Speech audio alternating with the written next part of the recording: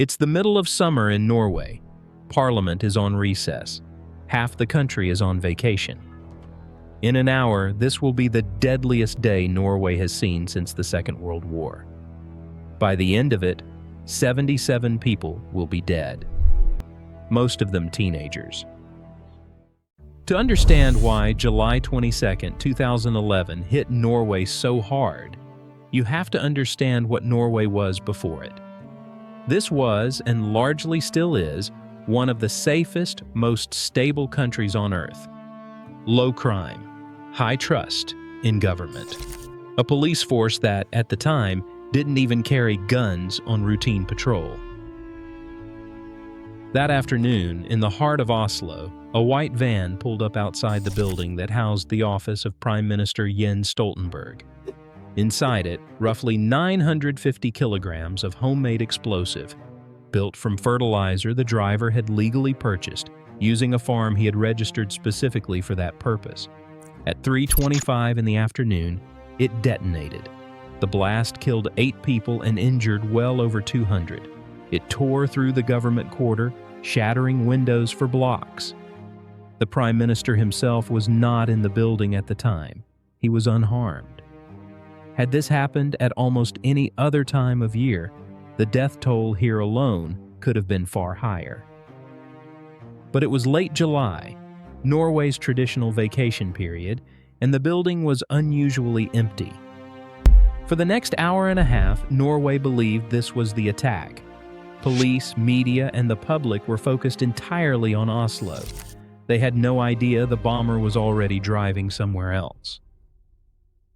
On the island of Utøya, roughly 600 teenagers and young adults were spending the week at a summer camp.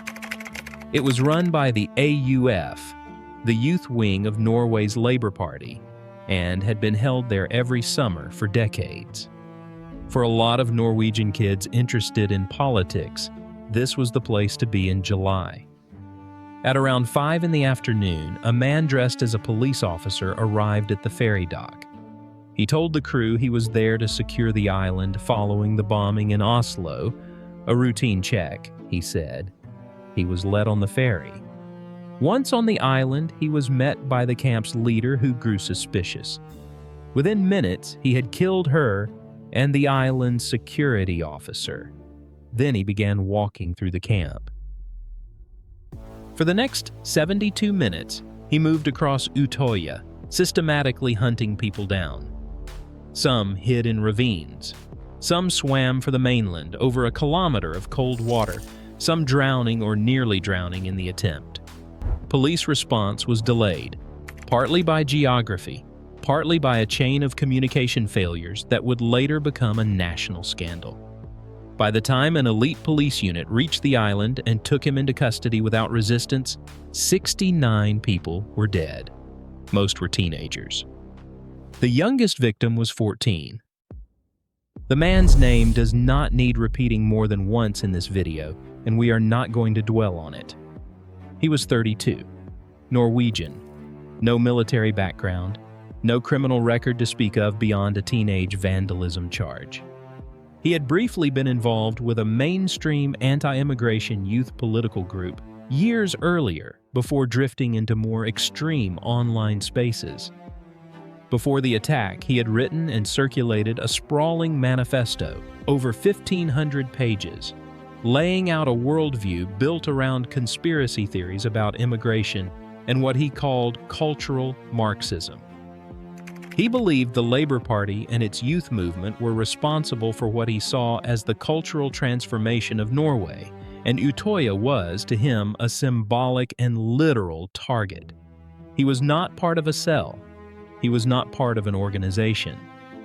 He planned and carried this out almost entirely alone, which is part of what made it so hard to stop, and part of why Norway's response to it became a case study for counterterrorism researchers worldwide. In the aftermath, Norway commissioned an independent investigation, the Gjørv Report, to figure out what happened operationally. Its conclusion was blunt. This could have been prevented, or at least cut far shorter. Police were slow to respond. There was no working helicopter available that day. Coordination between agencies broke down at almost every step. It was a hard thing for a country like Norway to sit with, not just grieving an attack, but confronting the idea that its own systems had failed the people who needed them most. The trial began in April 2012.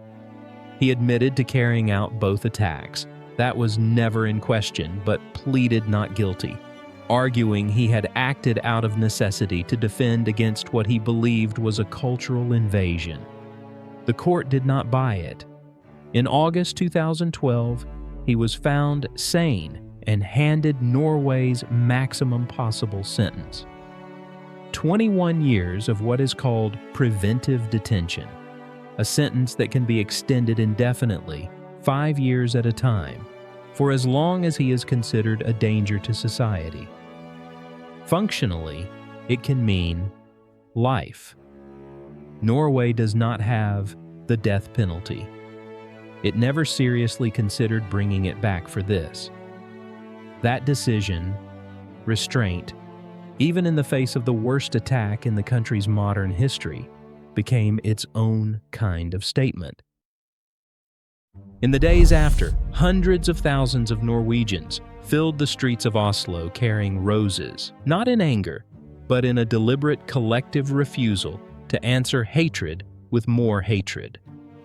Prime Minister Jens Stoltenberg's message at the time became one of the defining lines of the tragedy: that Norway would meet this terror with more democracy, more openness, and more humanity, not less. One of the most quoted lines from that week, though, didn't come from a government podium at all. It came from an 18-year-old who posted a short message on social media just days after the attacks. If one man can cause so much evil, imagine how much love we can create together. It spread across the country, almost overnight, and it's still one of the sentences Norwegians reach for more than a decade later when they try to describe how the country answered that summer. Today, there are 2 permanent memorials, one at the government quarter in Oslo and one at the Utøya ferry dock. 77 narrow bronze columns, one for each victim, arranged in 2 arcs that point toward where the sun stood in the sky during each attack. He's still in prison. He's applied for parole multiple times since becoming eligible in 2022, using the hearings more than once to make Nazi salutes and display extremist material in court.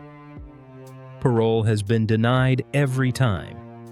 He's also changed his legal name more than once since the attack, most recently, according to Norwegian press, to one of the most common name combinations in the entire country. Whatever the reasoning, it hasn't changed how Norway remembers what he did, or under which name. And this year, almost exactly 15 years after the bombing, the site itself reopened. The government quarter was fully rebuilt from the ground up. New buildings, a restored high-rise, all of it. And in April 2026, the Prime Minister and the first government staff finally moved back in. The final price tag was somewhere north of 50 billion kroner, with the government saying roughly 60% of that went toward security. Which makes what came out shortly after almost hard to believe. Despite all that spending, despite the site of the country's worst terror attack, the finished building opened without a bomb shelter. The old one, built to hold 600 people, was demolished along with the original block and never replaced. According to Norwegian press, staff are meant to run to public shelters near the Parliament building if there's ever an air raid warning. It's a strange footnote to end on, a monument to openness and resilience, built at enormous cost specifically because of what happened here, that still has a gap in it. Maybe that's fitting. 15 years on, Norway still hasn't found a way to fully close the door on what happened that day, only to keep walking through it, a little more open each time. Researchers who study extremism in Norway still describe this as a live concern, not a closed case. The threat, they say, hasn't disappeared, it's just quieter. 77 people went to work or to a summer camp on an ordinary Friday in July and never came home. What happened that day wasn't just an attack on a building or an island. It was, as Norway's own leaders put it at the time, an attack on an idea that an open, trusting society is worth protecting, even after it's been shown how badly it can be hurt. 15 years later, the roses are gone, but the columns remain. For a lot of people outside Norway, this isn't something that gets much airtime elsewhere, and this year marks 15 years since it happened. Did you know about this story before watching? If anything in this surprised you, I'd genuinely like to know. Drop it in the comments. And if you want more of this, Norway's history, its culture, the stories that don't usually make it past the headlines, make sure to like and subscribe. There's more coming.